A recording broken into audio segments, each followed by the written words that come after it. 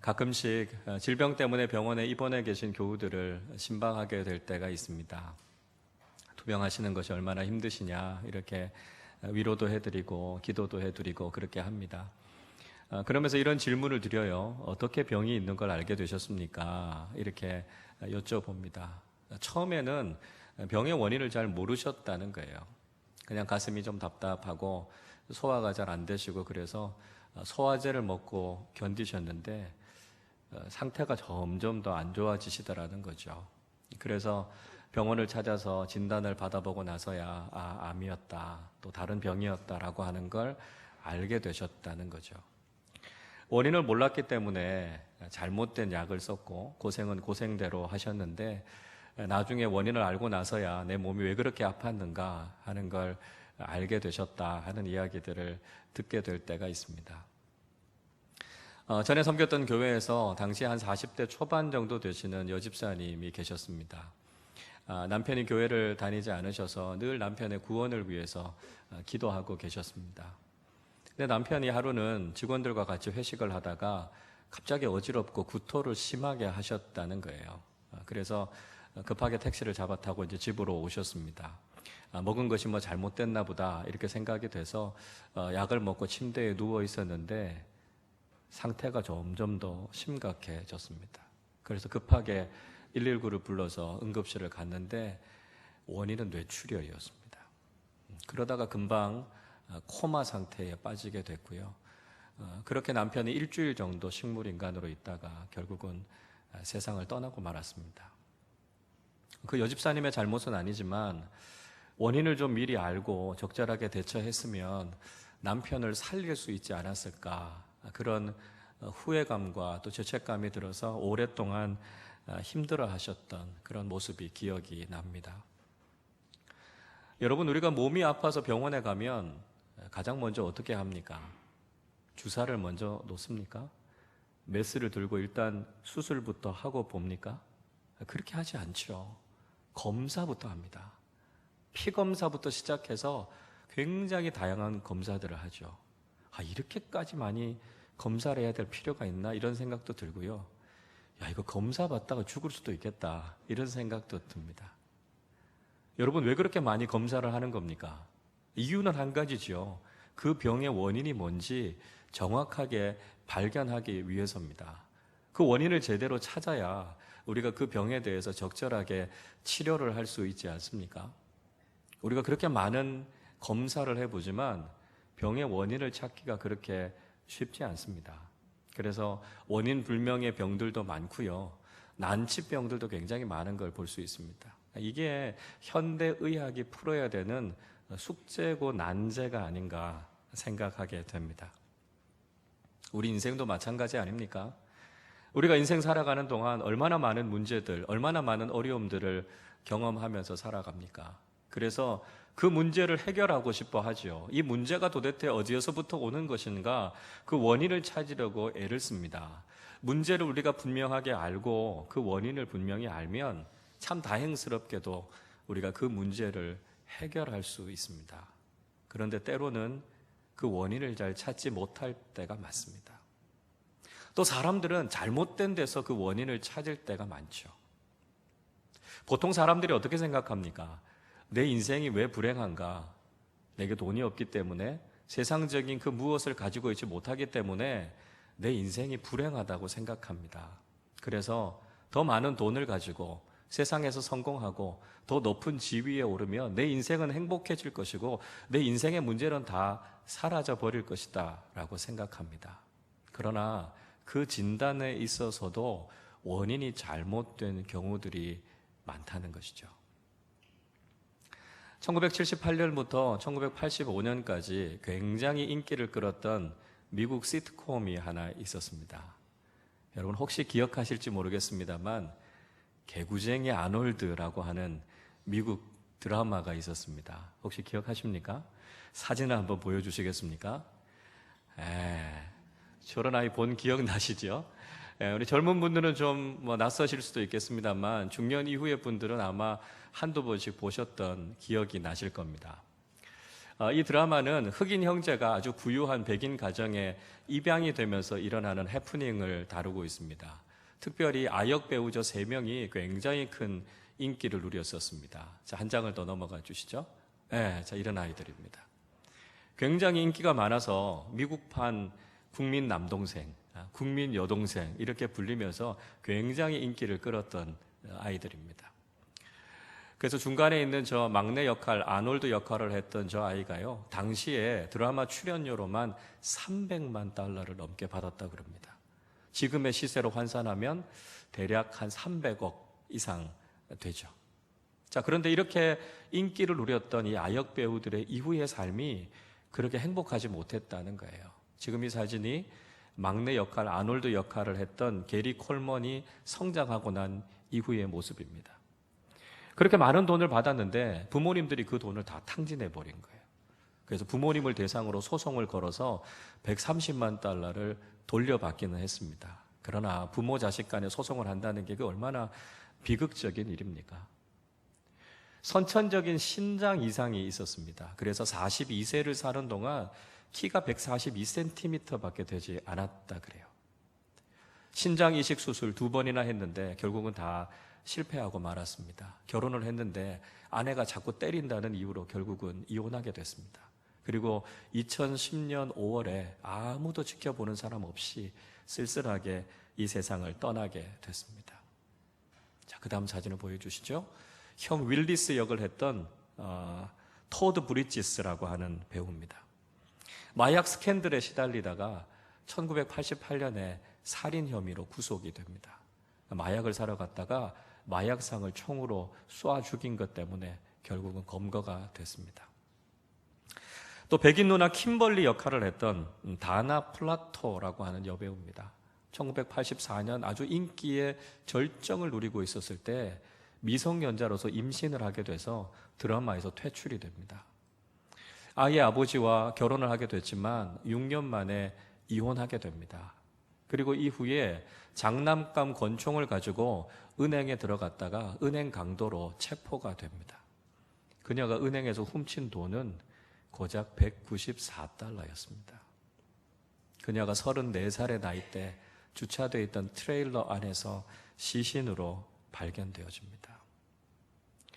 이 사람들 아주 어린 나이에 남들이 부러워할 만한 성공과 돈을 가졌지만 그들의 인생은 결코 행복하지 못했습니다. 여러분, 우리는 인생을 살아가는 동안 여러 가지 문제와 어려움들을 만나게 됩니다. 중요한 것은 그 문제가 과연 어디에서부터 오는가, 그 원인을 알아야 된다는 것이죠. 원인을 알아야 우리는 인생의 문제를 해결할 수 있고요. 우리의 인생이 아름다운 인생이 될 수 있다는 것입니다. 여러분, 여러분의 인생의 문제, 그 원인이 무엇인지 여러분은 분명히 알고 계십니까? 이 질문이 우리의 인생에 있어서 가장 중요한 질문이라는 사실을 여러분 잊지 마시기를 바랍니다. 자, 오늘 본문의 말씀은 예수님의 또 한 사람의 제자가 부름받는 장면을 이야기해 주고 있습니다. 14절 말씀 우리 같이 한번 읽어보겠습니다. 또 지나가시다가 알포의 아들 레위가 세관에 앉아 있는 것을 보시고 그에게 이르시되 나를 따르라 하시니 일어나 따르니라. 그 사람의 이름은 레위였습니다. 또 다른 이름은 마태라고도 하죠. 마태복음을 기록한 제자이기도 합니다. 이 레위가 세관에서 세금을 받고 있었습니다. 예수님께서 이 레위에게 다가가셔서 나를 따라오라 말씀하셨고 레위는 예수님을 따라가서 제자가 됐습니다. 그런데 여러분, 이 장면은 결코 평범한 장면이 아닙니다. 세리는 당시의 유대인들로부터 경멸받는 사람들이었습니다. 세리들은 동족인 유대인들에게서 세금을 걷어서 자신들을 지배하고 있었던 로마 제국의 세금을 상납하는 일을 했습니다. 로마는 자신들이 받아야 될 세금에 대해서는 관심이 있었지만 세리들이 얼마의 돈을 받는가 하는 건 관여하지 않았습니다. 그래서 일반적으로 세리들은 로마가 정한 세금보다는 훨씬 더 높은 세금을 거두어 들였습니다. 그래서 일부만 로마에 바쳤고요. 부당한 이득을 취해서 그들은 부자가 됐습니다. 세리들은 대부분 부자였고요. 동시에 동족들로부터 미움을 사고 있었던 사람들이었습니다. 그러니까 세리였던 레위가 예수님의 제자가 됐다라고 하는 것 굉장히 이례적인 이야기죠. 현실적인 부와 성공을 추구하고 있었던 레위가 아무것도 가진 것 없는 가난한 나사렛의 목수 출신인 예수님을 따라갔다라고 하는 것 있을 수 없는 일입니다. 여러분, 도대체 레위의 인생에 무슨 일이 일어날 건가요? 도대체 무엇이 레위의 인생을 이렇게 바꾸어 놓았던 것일까요? 우리는 이후의 성경의 말씀들을 읽어가면서 레위의 인생 속에 일어나게 됐던 일들에 대해서 짐작해 볼 수 있습니다. 레위가 예수님의 제자가 되고 난 이후에 레위는 예수님을 자신의 집으로 초대합니다. 자, 15절 말씀 같이 읽어보겠습니다. 그의 집에 앉아 잡수실 때에 많은 세리와 죄인들이 예수와 그의 제자들과 함께 앉았으니 이는 그러한 사람들이 많이 있어서 예수를 따름이러라. 레위의 집에 세리들과 죄인들이 가득했다 이야기하고 있습니다. 우리가 유유상종이란 이야기 하지 않습니까? 세리였던 레위였으니까요. 그와 함께 세리들과 죄인들이 함께 모여 있었습니다. 그런데 예수님께서는 그들과 함께 식사하시고 그들과 함께 공동체를 이루셨습니다.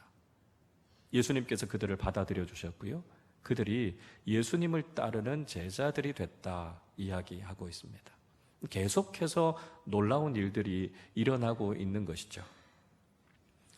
당시의 세리들은 깊은 죄책감을 가지고 있었습니다. 그렇지 않았겠습니까? 동족들의 돈을 빼앗아서 부당한 이득을 챙기고 있었으니까요. 자신의 동족들이 자신들을 가리켜서 죄인이라고 손가락질 했으니까요. 깊은 죄책감에 시달리고 있었습니다. 우리는 삭개오라고 하는 세리장을 잘 알고 있죠. 누가복음 19장의 말씀을 읽어보면 삭개오도 자기의 인생에 대한 고민을 가지고 있었고요. 깊은 죄책감을 가지고 있었던 것을 볼 수 있습니다. 누가복음 19장 7절은 이렇게 기록합니다. 무사람이 보고 수군거려 이르되 저가 죄인의 집에 유하러 들어갔도다 하더라.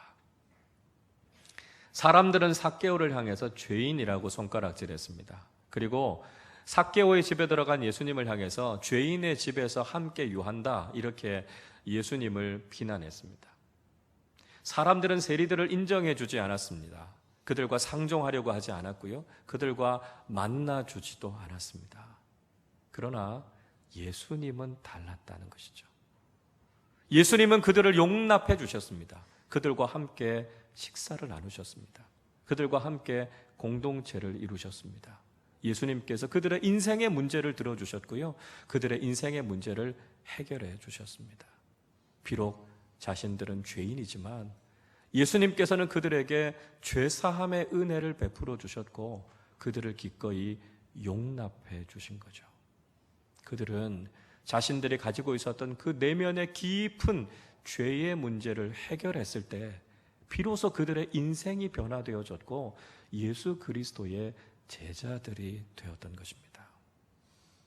여러분 기억하십시오. 우리 인생의 가장 중요한 문제는 죄의 문제입니다.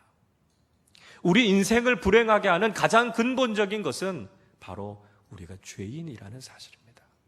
죄의 문제를 해결하지 않으면 우리의 삶은 행복해질 수 없습니다. 죄 때문에 불안해지고요. 죄의 그늘이 우리를 짓누르고 있기 때문에 우리는 인생의 모든 고난과 어려움들을 경험하게 되는 것이죠. 인생의 문제가 표면적으로 바라보면 여러 가지일 수 있습니다. 그러나 그 표면적인 문제를 해결했다고 해서 우리의 인생이 달라지지 않습니다. 마치 우리의 몸에 나타나는 어떤 증상 때문에 그 증상만 사라지게 한다고 해서 병이 치료되는 게 아니지 않습니까? 근본적인 병의 원인을 제거하지 않으면 증세는 점점 더 심각해질 수밖에 없습니다. 우리 인생의 문제, 표면적으로는 다양할 수 있습니다만 그 문제의 중심에는 바로 죄의 문제가 있다는 것이죠.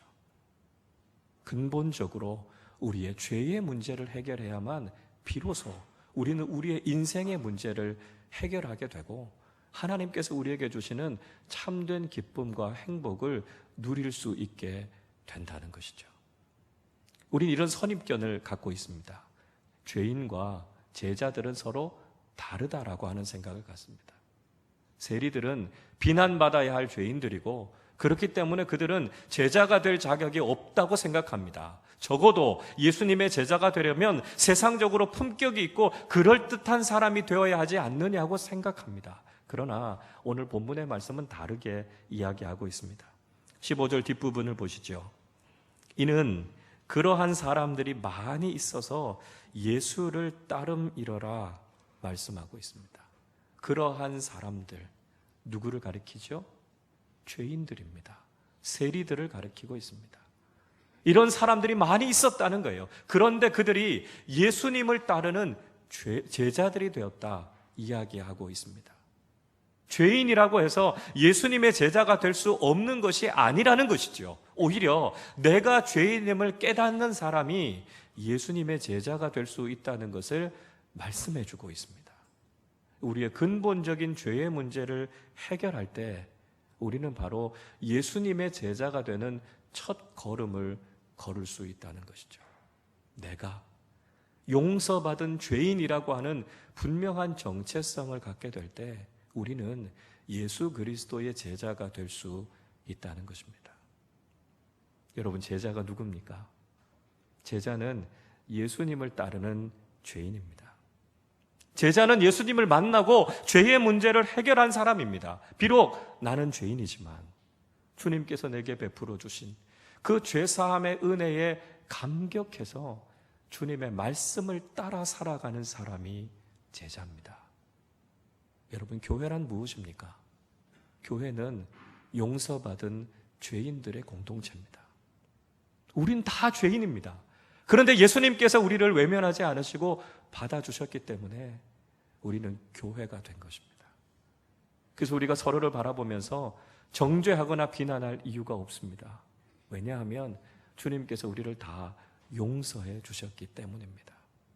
우리가 이 믿음과 이 사랑 위에서 함께 모여 있을 때 우리가 바로 진정한 교회라는 것이죠.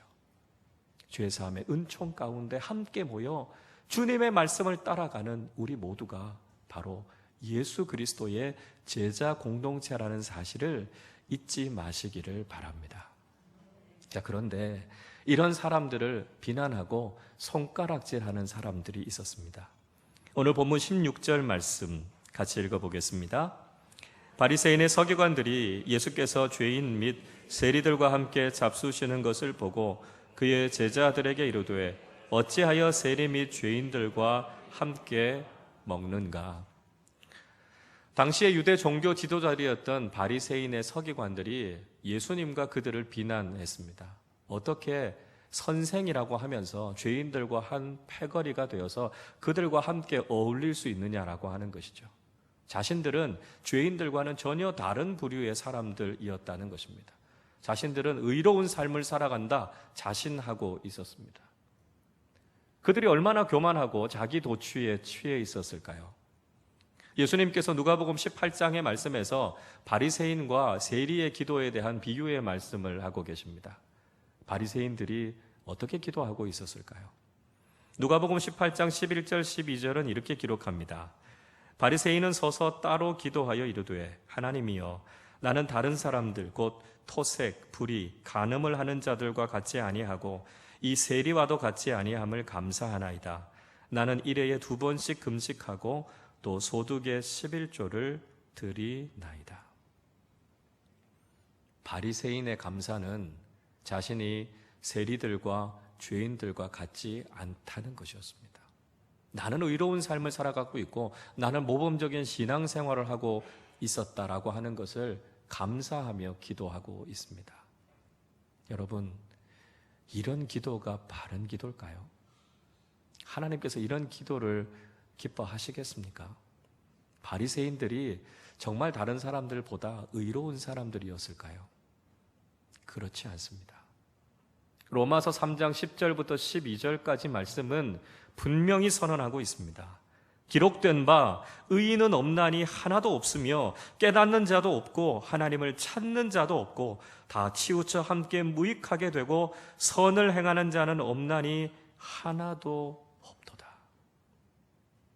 인간은 의롭지 않습니다. 의인은 존재하지 않습니다. 스스로의 노력으로, 스스로의 능력으로 천국에 들어갈 수 있는 사람은 없습니다. 그래서 사도 바울은 모든 사람이 죄를 범했기 때문에 하나님의 영광, 구원에 이를 수 있는 사람은 아무도 없다고 이야기합니다. 나는 죄인이 아니다라고 이야기하는 것 그 자체가 거짓말이라는 것이죠.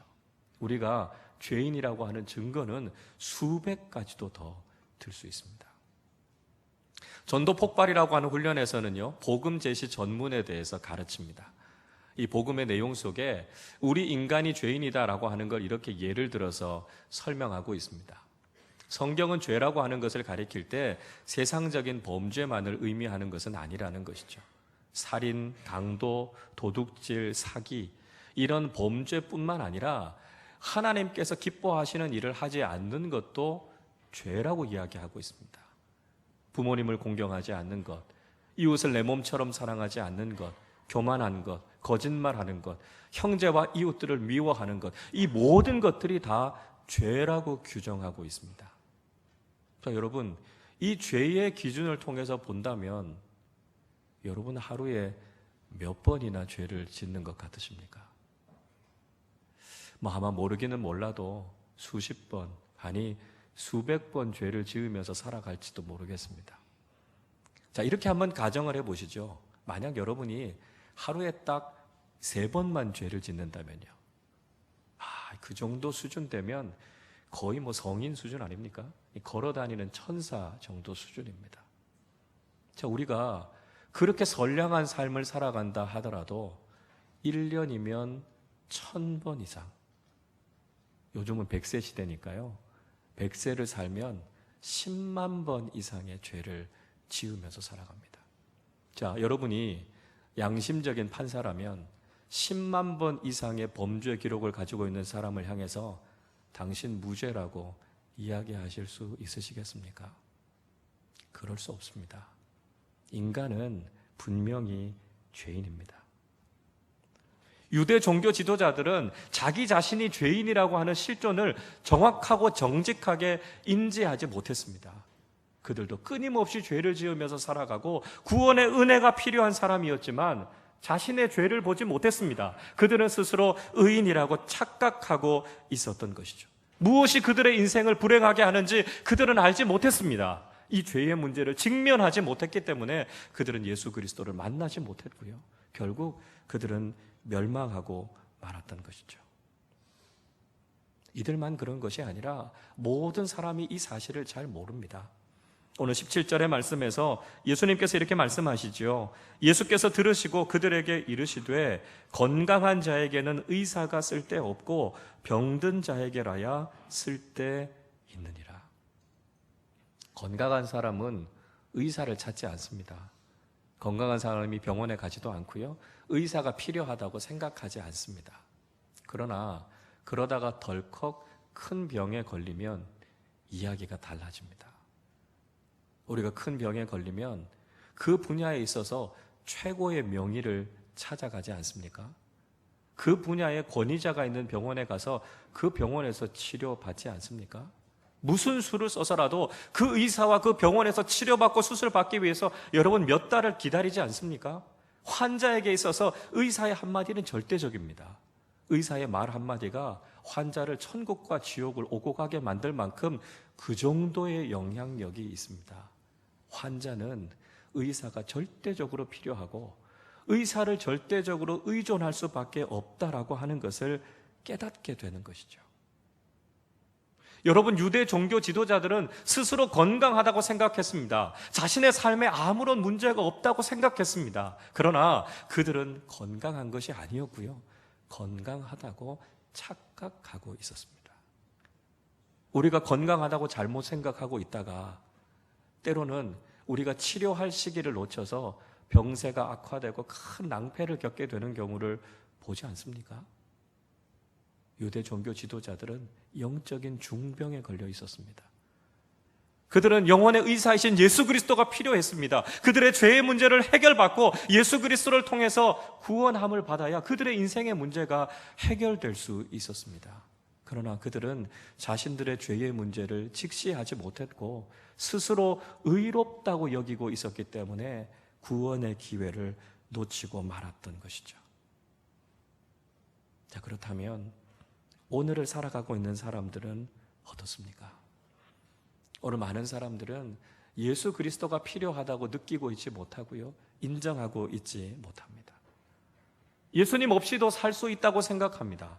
돈만 있으면, 힘만 있으면, 권력만 있으면, 건강하기만 하면 내 인생 아무 문제가 없다고 생각합니다. 그러나 정말 그들에게 필요한 분은 예수 그리스도이시라는 사실을 그들은 깨닫지 못하고 있는 것이죠. 자신의 죄의 문제를 해결함 받아야만 그 인생이 행복해질 수 있다는 것을 깨닫지 못하고 있다는 것입니다. 교회 부흥에 대해서 이야기하시는 분들은 교회가 필요 중심적인 전도를 해야 된다라고 말씀합니다. 전 이것이 굉장히 중요한 이야기라고 생각합니다. 그러나 동시에 이 말은 오해의 소지가 있습니다. 아니, 실제로 오해된 경우들이 많았습니다. 그래서 사람들의 현실적인 필요를 채워주면 많은 사람들이 교회로 오고 교회가 부흥하게 될 것이다 라고 생각했습니다. 그러다 보니까 긍정의 힘, 잘 되는 나, 이런 것들이 복음으로 둔갑해 버렸습니다. 교회가 세속주의 복음에 찌들어가게 된 것이죠.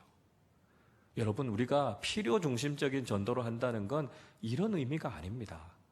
사람들의 현실적인 필요를 채워주어야 한다는 이야기가 아닙니다.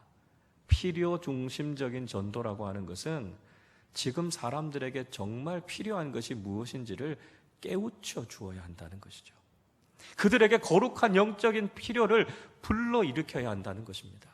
우리 모두에게는 예수 그리스도가 필요하고요, 예수 그리스도의 복음이 필요하다는 사실을 깨닫게 해주어야 합니다. 복음만이 우리의 인생을 행복하게 할 수 있고 복음만이 우리를 살릴 수 있다는 것을 사람들에게 깨닫게 해주어야 한다는 것이죠. 그리고 우리가 바로 그 예수 그리스도의 복음을 전해야 한다는 것입니다. 이것이 바로 필요 중심적인 전도죠. 여러분, 그런 의미에서 우리 교회는 필요 중심적인 전도를 실천할 수 있기를 바랍니다.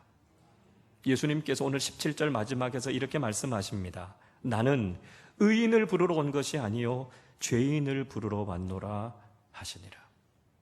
평행 본문인 누가복음 5장 32절은 이렇게 말씀합니다. 내가 의인을 부르러 온 것이 아니요 죄인을 불러 회개시키러 왔노라. 이것이 예수님께서 이 땅에 오신 목적입니다.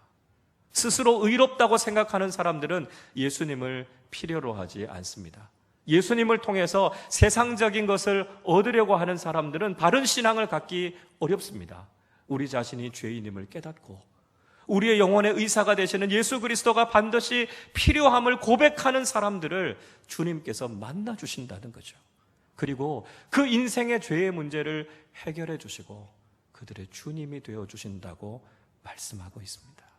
우리가 이 죄의 문제를 해결하게 될 때 우리의 인생은 변화되어지고 우리는 주님을 따르는 참된 제자들이 될 수 있을 줄로 믿습니다. 우리를 부르러 오신 예수 그리스도의 부르심에 믿음으로 응답하는 우리 모두가 되실 수 있기를 바랍니다. 우리 인생의 문제는 다른 곳에 있지 않습니다. 우리 인생이 꼬여가고 우리 인생이 복잡해지는 이유는 세상에 그 무엇이 없기 때문이 아닙니다. 그 중요한 이유는 우리에게 예수 그리스도가 없기 때문이고요, 복음이 없기 때문입니다. 우리가 예수 그리스도가 나의 구주이심을 믿음으로 고백하고 예수 그리스도를 영접하고 복음에 합당한 삶을 살아갈 때 우리의 삶 속에 주님 주시는 참된 기쁨과 은혜가 넘쳐나게 된다는 것이죠. 죄사함의 은혜를 경험하고 구원의 은총을 경험하는 것이 바로 예수 그리스도의 제자가 되는 첫걸음임을 잊지 마시기를 바랍니다. 세관에 앉아 있었던 레위, 사람들의 손가락질을 받으면서도 세상의 가치를 추구하고 있었던 레위를 주님께서 부르셨습니다. 나를 따르라, 나의 제자가 되라 말씀하시는 주님의 음성을 듣고 주님을 따라갔습니다. 주님 안에서 그는 자신을 그토록 괴롭히던 죄의 문제를 해결받고 예수 그리스도의 제자가 되어 그의 인생이 변화되어지는 것을 경험했습니다. 오늘 주님께서 우리의 인생을 찾아오셔서 우리를 부르십니다. 우리를 부르시는 주님의 음성 앞에 믿음으로 고백하며 주님을 따라가는 우리 모두가 되실 수 있기를 바랍니다. 내 인생에 예수 그리스도가 꼭 필요함을 고백하는 사람들에게 주님께서 우리 인생의 참된 의사, 참된 구원자가 되어주실 줄로 믿습니다. 주님의 은혜를 통해 죄사함의 은총을 경험하고 주님 안에서 가장 복되고 아름다운 예수 그리스도의 제자로 살아가는 우리 모두가 되시기를 주님의 이름으로 축원합니다. 기도하겠습니다. 우리 시간에 함께 기도할 때 예수 그리스도를 영접하는 기도를 우리 시간에 함께 하기를 원합니다.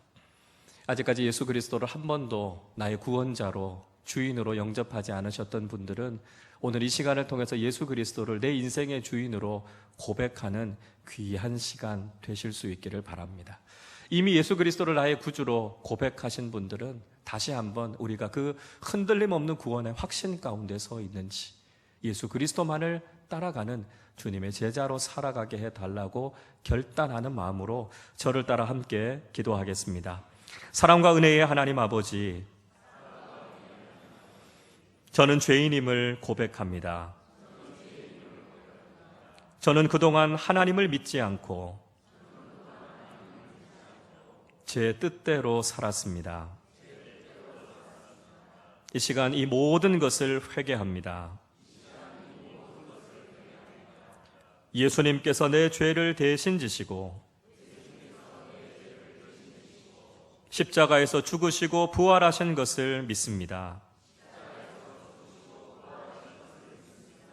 지금 제 마음의 문을 열고 예수님을 나의 구주와 주님으로 영접합니다. 제 마음속에 오셔서 저를 용서하시고 구원하여 주옵소서. 성령님께서 제 마음을 다스리셔서 저를 천국까지 인도해 주옵소서. 예수님의 이름으로 기도합니다. 아멘. 제가 한 번 더 기도하겠습니다. 사랑과 긍휼이 풍성하신 하나님 아버지, 죄와 사망에서부터 저희들을 구원하여 주시고 우리 인생의 근본적인 문제가 죄의 문제임을 깨닫게 하시고 예수 그리스도를 영접하며 죄사함의 은총을 허락해 주셔서 감사합니다. 구원받은 주님의 자녀로 예수 그리스도의 제자로 이 땅을 살아가는 것이 가장 행복하고 복된 인생임을 깨닫게 하여 주시고 날마다 구원의 은총 가운데 거하는 우리 모두 되게 하여 주시옵소서. 주님, 우리의 삶에 주님이 꼭 필요합니다. 세상 그 무엇을 따라가는 것이 아니라 오직 주님을 따라가는 주님의 제자들이 되게 하여 주시옵소서. 주님의 제자가 되어 우리의 인생이 완전히 변화되어지고 하나님을 기쁘시게 하는 믿음의 사람들로 살아가게 하여 주시옵소서. 우리 아름다운 교회가 죄사함의 은총 가운데 오직 주님의 말씀에 순종하며 살아가는 그리스도의 제자 공동체가 되게 하여 주옵소서. 감사드리며 우리 주님 예수 그리스도의 이름으로 기도하옵나이다. 아멘.